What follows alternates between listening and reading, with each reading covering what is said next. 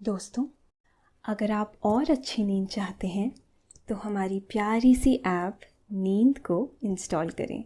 इस ऐप पर आपको एक्सक्लूसिव स्लीप स्टोरीज़ मिलेंगी और आप बिना यूट्यूब प्रीमियम के भी इन स्टोरीज़ को बैकग्राउंड में सुन सकेंगे। इंस्टॉल करने के लिए आप हमारी वेबसाइट neend.app पर ज़रूर आइए और अच्छी कहानियाँ, स्लीप म्यूज़िक, कुछ टिप्स सुनने के लिए इस चैनल को सब्सक्राइब कीजिए। नमस्कार, मैं हूँ अदिति। आज सुनिए किरण की लिखी स्लीप स्टोरी, पहाड़ों वाला घर। हम आज चलने वाले हैं एक ऐसे पहाड़ों वाले घर की ओर जहाँ रात का अंधेरा इतना घना और शांत होता है मानो ठंडे पानी में पैर डाले हम आंखें मीचे बैठे हो, और जहाँ सोने जाने से पहले जैसे इंतजार हो उस सुबह का जो दूध सी घुली हो, वो सुबह जिसमें चिड़ियों का चहचहाना हो, धुंध से सनी वादियां और आंखों के सामने ऐसा सुंदर दृश्य जिसका जिक्र शब्दों में करना इतना सरल नहीं है। हम पहाड़ों वाले इस घर के बारे में और भी ढेर सारी बातें करेंगे, लेकिन पहले आप अपने आसपास की सारी लाइट्स ऑफ कर दें, आराम से लेट जाएं, अपनी आंखें धीरे से बंद कर लीजिए। अब अपने शरीर को थोड़ा आराम दीजिए, थोड़ा और आराम। अपने शरीर को बिल्कुल ढीला छोड़ दीजिए, कोई टेंशन नहीं, कोई तनाव नहीं। अपने दिमाग में चल रहे सभी विचारों को, चिंताओं को त्याग दें। एक शांति सी महसूस करें। सभी नेगेटिव पॉजिटिव विचारों को धीरे धीरे निकाल दें। हाथों को सीधा करके अपनी कमर की साइड में रख लीजिए। अब अपनी सांस पर ध्यान लगाएं। इसको धीमे या तेज नहीं करना है, बस ध्यान देना है कि कैसे वो आपके नाक, गले में होते हुए फेफड़ों में आ रही है और आपके फेफड़े फूल रहे हैं, और कैसे वो आपके फेफड़ों से वापस गले और नाक के माध्यम से निकल रही है, और आपके फेफड़े थोड़े सिकुड़ रहे हैं, मन शांत, एकदम शांत होता जा रहा है।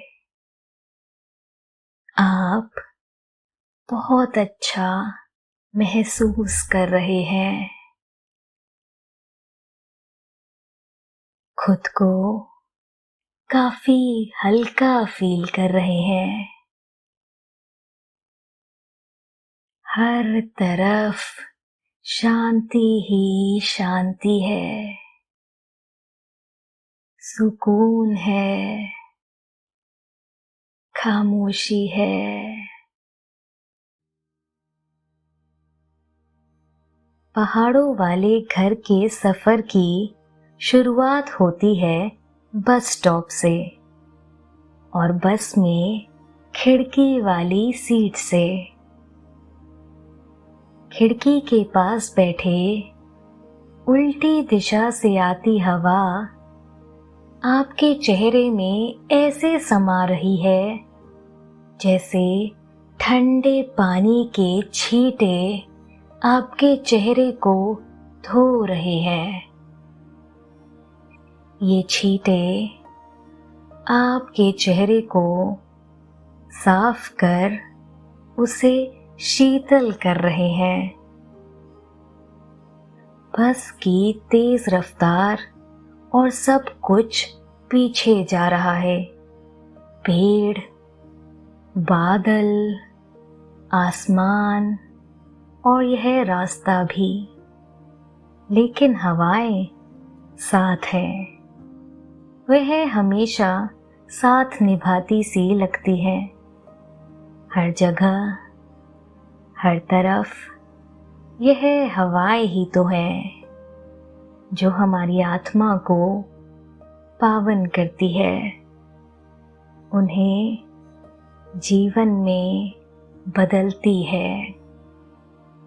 खिड़की से बाहर झांकते हुए आपका मन कोसों दूर पहाड़ों की तरफ चला जा रहा है। आप कल्पना कर रहे हैं पहाड़ों वाले घर की, जहां पहाड़ों वाली सुबह होगी। सूरज की मुलायम मासूम सी किरणें होंगी। कुछ आवारा से बादल होंगे। कुछ खुशबू बिखेरती कानों में गुनगुन करती हवा होगी। चिड़ियों का चहचहाना होगा। यह आवाज कुछ यूं सी लगती है मानो सुबह चीनी मिट्टी के बने कप में कोई शक्कर घोल रहा हो। आप उस सुबह को देखना चाहते हैं जहां भोर का उजाला लाल और गहरे ग्रे रंग के आसमान पर ऐसे फैला होगा जैसे किसी कलाकार ने अपने कैनवस पर चित्रकारी से पहले का बेस तैयार किया हो और अपने ब्रश में हल्का काला रंग लेकर उस कैनवस पर चिड़ियों का समूह बना दिया हो जो उस भोर के अंधेरे में दाना लेने झुंड में चली जा रही हैं। हवा की खुशबू ने आपको एहसास करा दिया है कि पहाड़ों का सिलसिला शुरू हो गया है।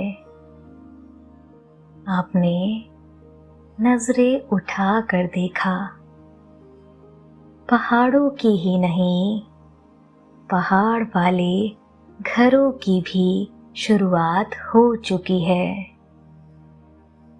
आपकी नजरों के सामने सर बुलंद किए पहाड़ खड़े हैं। यह जो पहाड़ होते हैं ना, यह प्रकृति के प्रहरी होते हैं, विशाल, स्थिर और खामोश से हजारों साल से। लेकिन यह सब देखते हैं। हजारों कहानियां इनके सीने में जज्ब हैं। इन पहाड़ों से आपको प्यार है, बिल्कुल उसी तरह से जैसे किसी पिता या बड़े भाई से होता है।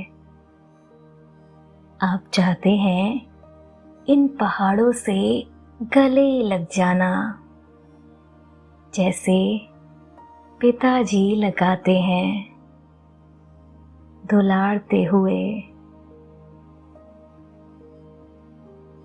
बस स्टॉप पर उतरकर आपको लगता है कि आपने जीवंतता पा ली है। हर तरफ आपको राग सुनाई दे रहा है। यूं लगता है जैसे तानपुरे की धुन पर किसी ने कोमल सा राग छेड़ दिया है। जीवंतता और उल्लास के इसी राग की तलाश में तो आप यहाँ आए हैं। शाम होने को है। सामने बकरियां और उनके प्यारे से छौने घरों की तरफ जा रहे हैं। चरवाहा उन्हें ले जा रहा है। छौनों के गले में छोटी छोटी घंटियां लटक रही हैं। उनसे आती छुन छुन की आवाज बहुत सुंदर है। हवा में थोड़ी सी शीतलता है। आपको कुछ सर्दी का एहसास हो रहा है। आप हथेलियों को हल्के से रगड़कर अपने गालों को सेक रहे हैं, जैसे हम अक्सर सर्दी लगने पर खुद को गर्म हाथों का दिलासा देते हैं। कुछ वैसा ही आप जमीन पर जमी हल्की सफेद बर्फ की चादर को थोड़ा किनारे करना चाहते हैं। हरे हरे पेड़ों की हरियाली, उस पर जमी बर्फ अब उतर रही है, बूंद बूंद बनकर।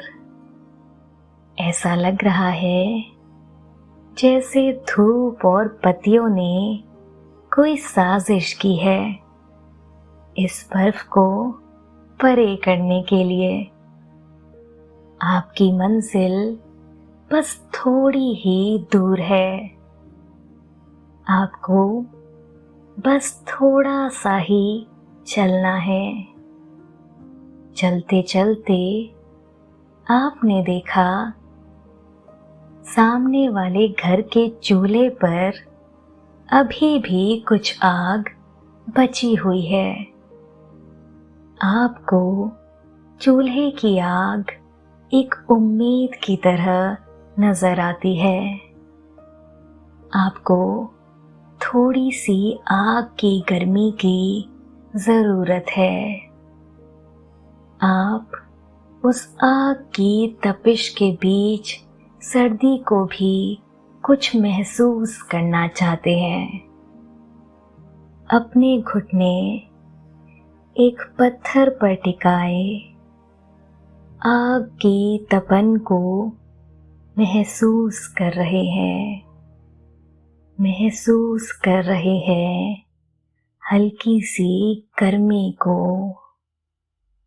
चूल्हे से मिलने वाली इस गर्मी में बहुत अपनापन महसूस हो रहा है। कितना पुराना साथ है इस चूल्हे से इंसानों का। अपने हाथ से मिट्टी का चूल्हा बनाना और फिर सप्ताह में कई बार उसे लीप कर उसे दुरुस्त करना।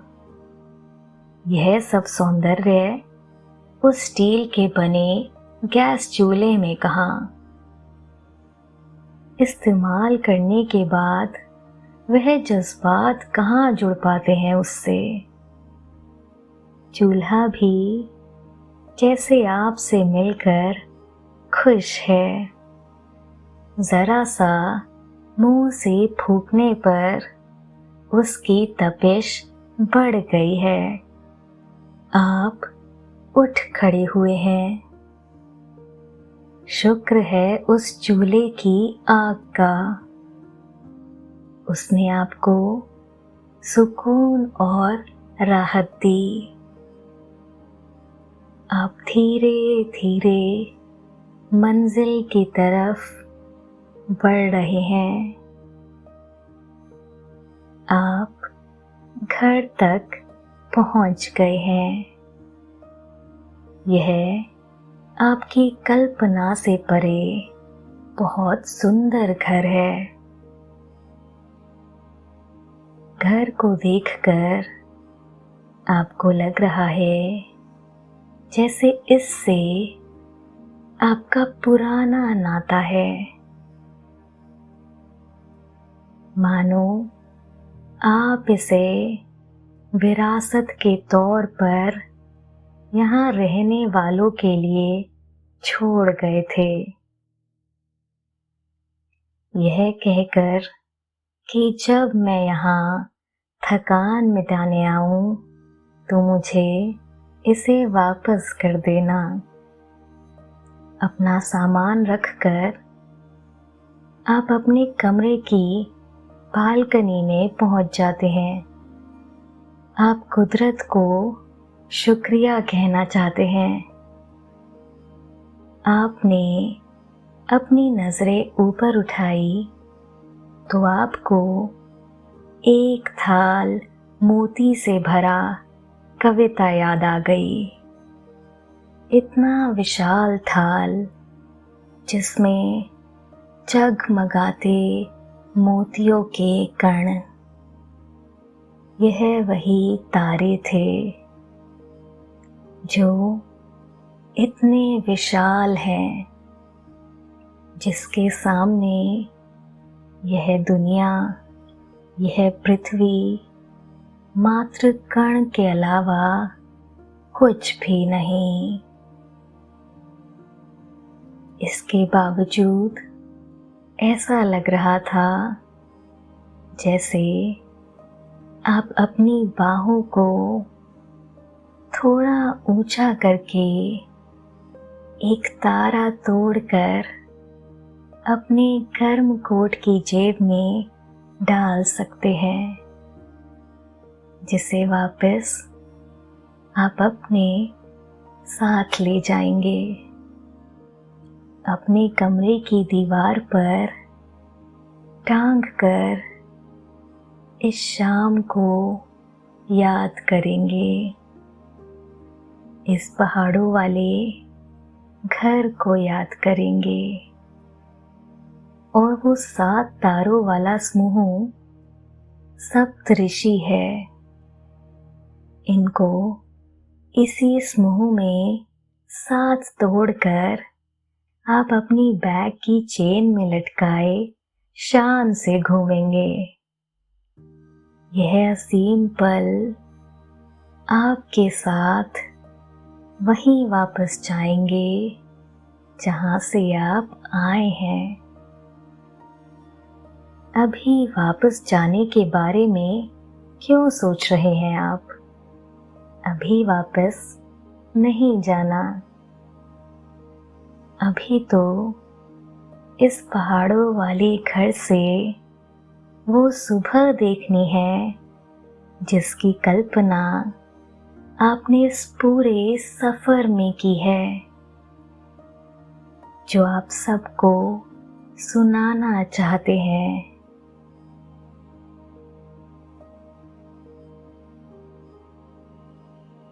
मोतियों के कण से भरे जगमगाते इस आसमान में तारों के बीच सबसे तेज चमकता है ध्रुव तारा,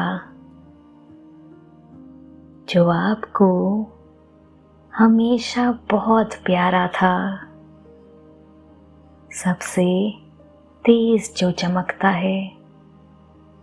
और यहाँ पहाड़ों वाले घर से ऐसा लग रहा है जैसे इससे सुंदर इस आसमान में कुछ भी नहीं है। दूर से यह तारा चमकता हुआ आपकी शर्ट का बटन लग रहा है। वैसे कुछ और भी है जो इस शाम में मौजूद है, लेकिन ऐसा लग रहा है जैसे वो लुका छुपी खेल रहा हो। आपका प्यारा चांद। आपने उसे अभी तक पूरा नहीं देखा है। बादलों की चादर ओढ़े दुबका जो बैठा है, उस हिस्से के बादल हटेंगे तो आपको नजर आएगा वह प्यारा सा चांद, जिससे आपका रिश्ता बरसों वर्ष पुराना है। वह कैसा नजर आएगा? एक बड़ी गोल रोटी का, या फिर उस रोटी को बीच में से आधा काट दिया हो, शायद वैसा। जैसा भी हो, वो हमेशा आपका प्यारा है। चंदा मामा की देखा देखी आपने भी ओढ़ लिया अपना कंबल। अपनी हथेलियों को आपस में रगड़कर आपने देखा ध्रुव तारा जैसे आपकी खिड़की पर बैठा हो। उसे देखकर बचपन की वो सारी यादें खिल उठी, जब छत पर सारे भाई बहन साथ सोते थे। इन तारों को देखकर कहानियां बनाते थे। टूटते तारों से भचकानी सी विश मांगते थे। इन यादों की नाव से उतरकर आप भविष्य की नाव में सवार हो गए हैं। आप सोच रहे हैं कि जहां अभी आसमान में जुगनू की तरह चमकते तारे हैं, वहीं सुबह यहाँ क्या होगा? यहाँ बादल पर बने घर होंगे। खरगोश की शक्ल का एक छोटा सा बादल होगा। इस सुंदर ग्रे रंग से आसमान चमकीले नीले और सफेद रंग का हो जाएगा। सूरज की तेज किरणें पत्तियों और पत्थर पर जमी यह हल्की सी बर्फ की परत को पिघलाकर सुनहरे पानी में बदल देगी।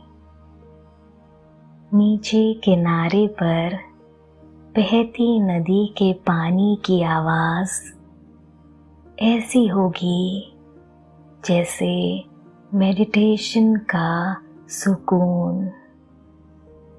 पत्थरों से टकराता पानी,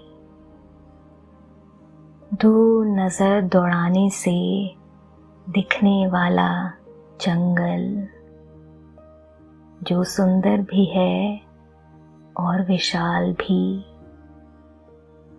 यह सब सुबह की किरणों के साथ आपका स्वागत करेगा। पहाड़ों से आसमान देखने का मज़ा ही कुछ और होता है। यहाँ से आकाश ज़्यादा साफ नज़र आता है। ऐसा लगता है जैसे आप तारों के कुछ करीब पहुँच गए हों। आपको ऐसा लग रहा है जैसे यह तारे आपसे कुछ कहना चाहते हैं, कुछ बतियाना चाहते हैं। लेकिन यह दूरी कुछ ज़्यादा है ना। आपकी आवाज़ उन तक नहीं पहुँचेगी और ना उनकी आप तक। लेकिन ये एकदम सच है कि इन तारों का रिश्ता बहुत पुराना है। वह हर बात के गवाह है। इस बदलती दुनिया के ही नहीं, बदले आसमान के भी गवाह है। चांद बादलों से निकल आया है।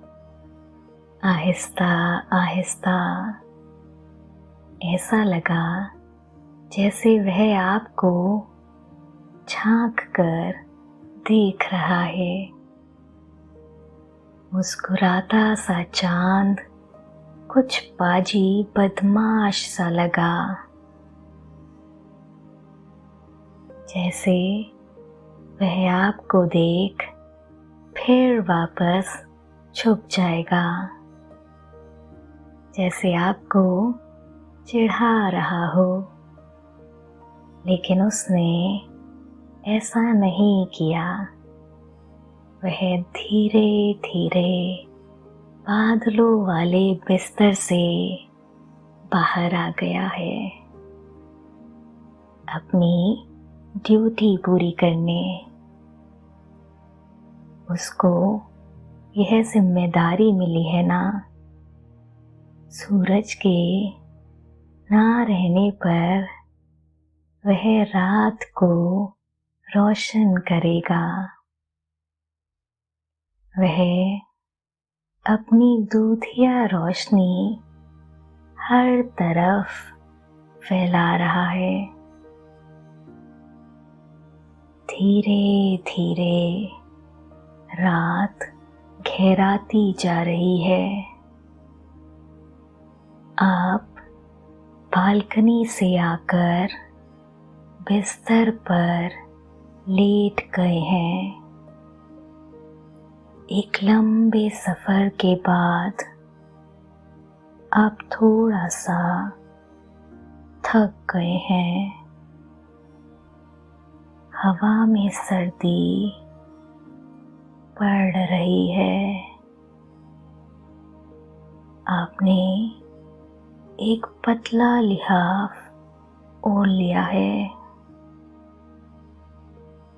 आपने अपनी आँखों को बंद कर लिया है। लिहाफ आपको हल्की हल्की गर्मी दे रहा है। यह गर्मी आपको बहुत सुकून दे रही है। आप अच्छा महसूस कर रहे हैं। आप धीरे धीरे नींद की आगोश में समाते जा रहे हैं। आप धीरे धीरे नींद की आगोश में समाते जा रहे हैं, समाते जा रहे हैं, समाते जा रहे हैं।